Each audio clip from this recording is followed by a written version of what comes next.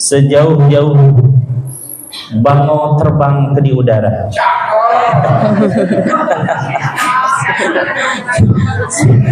Saya kagetnya sama kakek yang bilang cukup.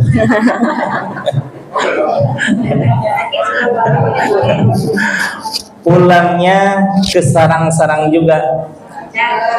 Sejauh-jauh kita mengaji di majelis duha, kembalinya ke Masjid Hamud Ulia. Ini sebenarnya bukan putaran kedua, bukan. Tapi karena berhubung masjid apa tuh? Ruhul Ummah sedang direhab, maka dengan secepat kilat Pak Haji Hamzah menyatakan, Ustaz, udah deh dia Hamud Ulia aja saja. Oh iya, siap, saya bilang. Maka alhamdulillah kepada seluruh DKM, seluruh ketua majelis zikir dan majelis taklim, mudah-mudahan diistiqomahkan, diikhlaskan oleh Allah Subhanahu wa taala supaya syiar tetap berlangsung kepada semuanya mendapatkan berkah dan rahmah dari Allah Subhanahu wa taala. Amin ya Allah ya rabbal alamin. Bapak Ibu hadirin jamaah sekalian, setelah kita menyegarkan ingatan kita akan berkahnya bulan Rajab, maka siap-siap kita menghadapi keberkahan yang jauh lebih dahsyat daripada Rajab, yakni bulan Sya'ban dan Ramadan. Inna Rajaba syahrullah. Sesungguhnya Rajab itu adalah bulannya Allah. Maka di situ terlimpah banyak-banyak berkah yang bagi yang mau menanamnya. Dan wa Sya'bana syahri, kata Rasulullah sallallahu alaihi wasallam. Bulan Sya'ban adalah bulan kata Rasulullah sallallahu alaihi wasallam. Maka di mana seseorang begitu mencintai Rasulullah, begitu ingin menunaikan sunnah-sunnah Rasulullah sallallahu alaihi wasallam, maka carilah terutama di bulan Sya'ban apa yang dilakukan Rasulullah sallallahu alaihi wasallam di bulan Sya'ban. Salah satu riwayat meriwayatkan bahwa Rasulullah sallallahu alaihi wasallam ketika mendekati bulan Rajab, ketika berada di bulan Sya'ban, apalagi saat-saat bulan Ramadan, itu bersiap-siap menyingsingkan lengan tangan bajunya. Untuk apa? Apa menanam cabai? Enggak lah, masa Rasul menanam cabai ya. Bersiap-siap untuk mengkhususkan diri beribadah kepada Allah. Dengan cara apa? Salah satu di antaranya Rasulullah bersaum, berpuasa di bulan Rajab, bulan Sya'ban, apalagi bulan Ramadan ya. Bagaimana kalau yang tidak bisa bulan berpuasa? Bisa melaksanakan sholat sunnah. Apa itu sholat sunnah di bulan Rajab? Ada awal bulan Rajab 10 rakaat bulan Rajab, ada Jumat pertama bulan Rajab 12 rakaat, ada pertengahan bulan Rajab 10 rakaat, ada akhir bulan Rajab sebanyak 10 rakaat. Jumlah sama dengan 42. Karena di situ ditingkatkan, maka bulan Sya'ban ada lagi yang lebih dahsyat. Menurut satu riwayat, menurut Syekh Ali, siapa? Ali As-Sobuni, Syekh Ali As-Sobuni, menghadapi nisfu Sya'ban, karena itu tercatatan selama setahun penuh dia serahkan kepada Allah Subhanahu wa taala, maka kita menutup tahun tersebut dengan membaca surah Yasin. Berapa kali, Bu?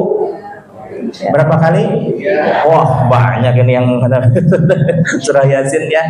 Nah, menurut riwayat Syekh Muhammad Alwi Al-Maliki Al-Hasani, di situ dinyatakan untuk menyambut malam nisfu Sya'ban dilaksanakan 2 rakaat sholat sunnah dan pembacaan surah Yasin. Kemudian ada lagi menurut Imam Al-Ghazali sebanyak 10 rakaat. Cuma 10 rakaat, tapi mohon maaf Imam Ali Al-Barzaham, Imam Muhammad Alwi Al-Maliki, saya alhamdulillah waktu sanawiyah dan aliyah pernah melaksanakannya. Cuma untuk Imam Al-Ghazali saya belum melaksanakannya. Kenapa? Karena para kiai-kiai saya meriwayatkan tapi tidak mencontohkan. Jadi bagaimana saya bisa melaksanakannya gitu ya? Belum ada contoh.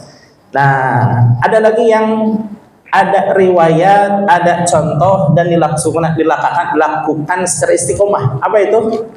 menurut pendapat Syekh Abdul Qadir Al-Jailani di dalam Ghunyah li Talibit Thariqil Haq termasuk Sirrul Asrar, bahwa di malam nisfu Sya'ban, karena di situ malam yang istimewa, salah satu malam yang tidak akan tertolak doanya, maka cara menyambutnya adalah dengan melaksanakan sholatul khair. Berapa rakaat?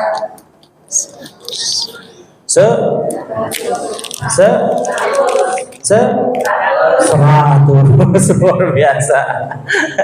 Kalau Imam Al-Ghazali 10 rakaat tapi membaca setiap Fatihah, setelah Fatihah 100 surat Al-Ikhlas, berarti 10 dikali 100 sama dengan 1000 kali membaca surat Al-Ikhlas. Bagaimana pendapat Syekh Abdul Qadir Al-Jailani?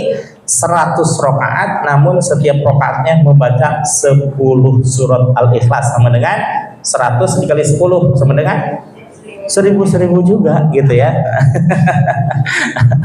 Alhamdulillah. Nah, ini dari mulai saya kuliah sampai sekarang saya mengikuti pendapat Tuan Syekh Abdul Qadir Al-Jailani, di samping karena banyak ulama-ulama yang mencontohkan dan juga mengistiqomahkan, memang secara lahir, secara zahiriyah saya berikut keluarga, berikut beberapa alhamdulillah tetangga dan juga jamaah, subhanallah sekarang makin banyak ya, itu ada chemistry dengan Tuan Syekh. Kenapa? Tuan Syekh selain memberikan doanya, juga memberikan amalannya, juga memberikan contohnya, juga memberikan zikir hariannya. Dengan zikir apa itu dari Syekh Abdul Qadir? Zikir jahr, ya. La ilaha illallah. Maka insya Allah dengan pelaksanaan sholat Rajab 42 rakaat, kemudian nisfu Sya'ban 100 rakaat, kemudian bulan Ramadan makin ditingkatkan lagi. Salah satunya dengan pelaksanaan sholat sunnah taraweh dan sholat sunnah witir. Katakanlah kalau 23 dikali 30 sama dengan 660. Lihat bagaimana Ibu perbandingannya antara Rajab 42, Sya'ban 100, Ramadan 660, tapi dicicil 23. Nah, alhamdulillah kita sehari-hari dibimbing secara rohani oleh guru-guru kita sekalian melalui berbagai majelis, berbagai bimbingan dengan mengadakan ibadah yang kita laksanakan. Cuma insya Allah ibadah kita ibadah yang mulai beranjak Ibu ya, dari abidin kepada arifin, betul ya, dari mengharap pahala dan berharap surga ke menuju apa? Menuju rahmat dan ridho Allah. Insya Allah mudah-mudahan semuanya dan selamanya senantiasa diberkahi oleh Allah Subhanahu wa taala. Allahumma barik lana fi Rajab wa Sya'ban. Allahumma barik lana wa balighna Ramadana. Mugi Gusti ngabarakahan dina Rajab sareng Sya'ban. Mugi Gusti ngadugikeun urang sadaya kana Ramadan. Gak ada yang ngikutin ya? Bahasanya aneh. Bapak Ibu hadirin jamaah sekalian, bahwa ketauhidan sebagaimana disampaikan oleh Syekh Ibnu Ruslan, bahwa awwalu wajibin 'alal insan ma'rifatul ilahi bisifat. Oh, baterai namanya. Yang pertama kali wajib atas setiap manusia adalah meyakini adanya Allah dengan seyakin-yakinnya. Ibu, kalau saya tanya, Ibu yakin adanya Allah? Yakin aja apa yakin banget? Dahsyat itu pertanyaan jawabannya. Nah, maka untuk mempertebal ketauhidan kita, ketasawufan kita di dalam tatanan ilmu ini, yakni Syekh Ibnu Athaillah menyatakan di dalam pemaparan ilmu al-hikmahnya, al-hikam nomor 16. Di dalam hikmah yang ke-16, Syekh Ibnu Athaillah menyatakan, kaifa yatasawwaru ayyuhjibahu syai'un wa huwa alladhi azhara kulla syai'. Bagaimana Allah terhijab oleh sesuatu padahal Allah itu menampakkan segala sesuatu. Dan ini pertanyaan-pertanyaannya hampir sama ya. Kaifa yatasawwaru ayyujabahu syai'un. Kesitunya sama. Yang bedanya adalah wa huwal ladzi zahara fi kulli syai'in. Bahwa Allah menampakkan di segala sesuatu. Kemudian wa huwal ladzi zahara li kulli syai'. Allah menampakkan untuk segala sesuatu. Dan wa huwal ladzi zahara likulli syai'. Allah menampakkan segala sesuatu untuk segala sesuatu. Ini terkait dengan ketauhidan bahwa Allah Maha segala-galanya, bahwa Allah tidak bisa dilihat namun insya Allah terlihat. Terlihat dengan apa? Terlihatnya dengan ainul basirah, bahwa wajah Allah, yakni kasih sayang Allah, keridhaan Allah bisa kita lihat dari kehidupan sehari-hari. Zahirnya mah tidak terlihat, bahwa zat Allah tidak terlihat dan mustahil itu bisa dilihat. Namun subhanallah, kata Rasulullah SAW dalam satu hadisnya, Rasul menyatakan bahwa nanti likulli liso ini farhatani, bagi orang yang saum itu ada dua kebahagiaan. Pertama, indal iftar, ketika dia berbuka puasa. Ada yang memaknai berbuka puasa, pun ada yang memaknai iftar itu ketika seseorang kembali fitrah setelah melaksanakan ibadah selama bulan puasa. Dan kebahagiaan yang puncak adalah inda liqa'i rabbihi, ketika beliau berjumpa dengan Tuhannya. Siapa itu yang berjumpa dengan Tuhannya? Kita, ya, semuanya akan berjumpa dengan Allah. Kata Rasulullah SAW di dalam hadis yang lain bahwa likulli muslimin satafroku, akan berjumpa dengan Tuhannya ketika nanti di yaumul akhirah, artinya ketika di surga. Cuma surganya ada dua, surga yang di situ banyak kenikmatan dan surga yang cuma satu kenikmatannya. Apa itu? Yanzuru biwajhillah, melihat dengan wajah Allah, melihat pada wajah Allah dalam artian melihat zat Allah. Nah, ini mudah-mudahan insya Allah kita diperkenankan oleh Allah Subhanahu wa Ta'ala untuk menerima surga yang di situ ada kenikmatan yang hakiki, kenikmatan puncak, yaitu apa? Melihat Allah. Tapi perjuangannya sungguh luar biasa, Ibu.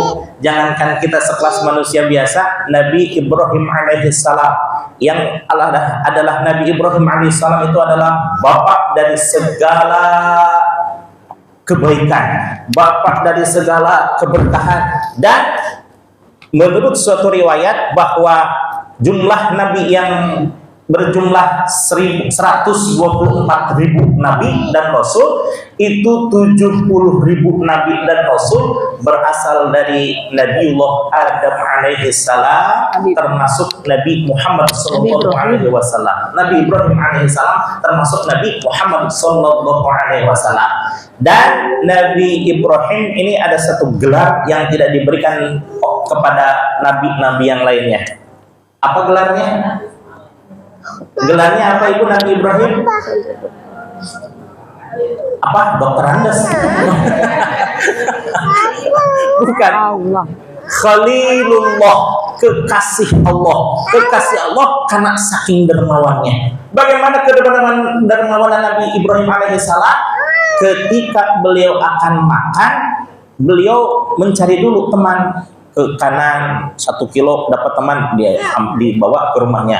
1 kilo ke kiri dapat tetangganya, diundang ke rumah. Kiri, depan, belakang semuanya diundang. Nah, ini hampir sama dengan kita ya. Hampir sama. Ya, hampir sama.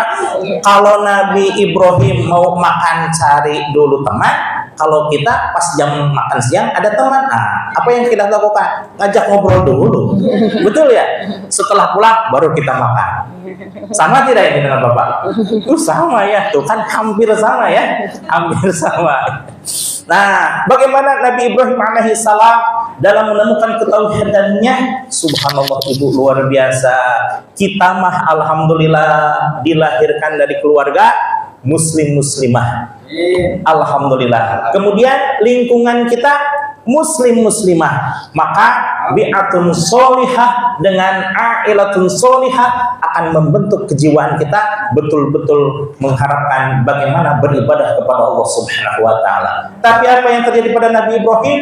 Sudah mah dilahirkan dari keluarga yang non muslim, apalagi non muslimnya double lagi. Apa itu? Ayah Nabi Ibrahim alaihissalam Azar, diceritakan bahwa beliau adalah pembuat patung, yang patung itu dibuat untuk sesembahan kaumnya. Allahu Akbar. Berarti sulit sekali untuk bertauhid di zaman Nabi Ibrahim ya. Sampai usia menjelang dewasa, Nabi Ibrahim mencari Tuhan. Maka ini menjadi inspirasi bagi film Pencari Tuhan. Betul? Ini dikisahkan oleh Allah di dalam surah Al-An'am ayat 76 sampai 79. Falamma janna 'alaihi al-lailu ra'a kawkaba qala hadza rabbi. Ketika suatu malam Nabi Ibrahim alaihissalam mencari Tuhan, di mana ditelik-telik kemana pas melihat langit, musuh, masya Allah, banyak bintang gemelapan, mungkin ini Tuhan saya. Tapi setelah diamati terus dengan penuh kesenangan dan kegembiraan, menjelang subuh, falamma afala qala la uhibbul afilin. Menjelang subuh redup ketika berganti dengan pagi, hilang sama sekali. Nabi Ibrahim kecewa, ini mah bukan Tuhan saya tuh. Masa ada Tuhan yang terbenam begitu gitu ya. Nah, Nabi Ibrahim alaihissalam besoknya tanpa lelah mencari Tuhan lagi, kemudian ketemulah dengan bulan. Falamma ra'al qamara bazighan qala hadza rabbi. Kemudian Nabi Ibrahim alaihissalam besoknya melihat lagi bulan. Ternyata bulan lebih indah daripada bintang, karena bulan sempurna bulatnya dan memancarkan cahaya kepada hampir setiap penjuru. Mungkin ini Tuhan saya, kata Nabi Ibrahim alaihissalam. Falamma afala qala fa illam yahdini rabbi la akunanna minal qaumid dhalin. Ketika subuh mulai menjelang, bulan pun mulai redup dan hilang berganti dengan pagi, kecewa lagi Nabi Ibrahim alaihissalam. Apakah Nabi Ibrahim menyerah begitu saja? Tidak. Kemudian beliau masih mencari Tuhannya. Falamma ra'asyamsa bazighatan qala hadza rabbi hadza akbar. Ketika siangnya Nabi Ibrahim alaihissalam mencari Tuhan, ketemulah dengan matahari yang bersinar sangat indah, gagah dan menyebarkan ke seluruh penjuru alam. Nabi Ibrahim alaihissalam menyangka inilah Tuhan saya, ini jauh lebih dahsyat, jauh lebih hebat, jauh lebih besar daripada bulan dan bintang. Falamma afala qala ya qaumi inni bari'um mimma tusyrikun. Ketika diperlihatkan sama Allah akan matahari dan itu disangka Nabi Ibrahim adalah sebagai Tuhannya, sambil tersenyum-senyum beliau seharian melihat matahari yang disangkanya adalah Tuhan, tapi menjelang sore mulai redup-redup akhirnya tenggelam. Kata Nabi Ibrahim, ya qaumi, wahai kaumku, saksikanlah olehmu bahwa aku berserah diri kepada apa-apa yang kalian musyrikan, kata Nabi Ibrahim alaihissalam. Di saat itulah setelah usaha baru Allah memberikan hasil kepada Nabi Ibrahim alaihissalam. Ini adalah iktibar bagi kita. Kalau seandainya kita ingin kaya, maka kita harus usaha. Kalau kita ingin pintar, maka kita harus belajar. Kalau kita ingin sehat, maka kita harus alhamdulillah olahraga, makan sebanyak-banyaknya. Ini adalah iktibar bagi kita bahwa hasil itu ikhtiar. Menurut Ahlus Sunnah wal Jamaah, takdir itu bersamaan dengan ikhtiar. Allah sudah menentukan, namun Allah menunggu dulu ikhtiar dari kita. Jangankan kita, Nabi Ibrahim saja ditunggu tentang ikhtiarnya, betul ya? Nah, ketika itulah Allah menurunkan hidayah kepada Nabi Ibrahim alaihissalam, dan yang Tuhan yang sesungguhnya adalah Tuhan yang menciptakan langit dan bumi. Disitulah Nabi Ibrahim alaihissalam menyatakan, inni wajjahtu. Lanjutkan. Wajhiya lillazi fataras samawati wal ardi hanifa wa ma ana minal musyrikin. Musyrikin muslimin, awas. Musyrikin muslimin, ayo awas. Musyrikin. Dan tidaklah aku menjadi orang-orang yang musyrik. Nah, ini dijadikan syariat di dalam syariatnya Nabi Muhammad SAW sebagai doa iftitah yang setiap hari kita baca. Maka subhanallah, Bapak Ibu hadirin sekalian, dengan tauhid maka akan terbukalah segala pintu-pintu rahasia ketuhanan. Dengan mempertebal tauhid maka semakin nyatalah bahwa kita betapa sangat kerdil di hadapan Allah yang Maha Akbar. Allahu Akbar. Alhamdulillah. Kalau Nabi Ibrahim bersyukur setelah melalui pencarian yang luar biasa susahnya, kalau kita mah tinggal melaksanakan karena kiri dan kanan pada muslim semuanya, ilmu ada di mana-mana, keberkahan ada di mana-mana, tinggal kita maunya, insya Allah.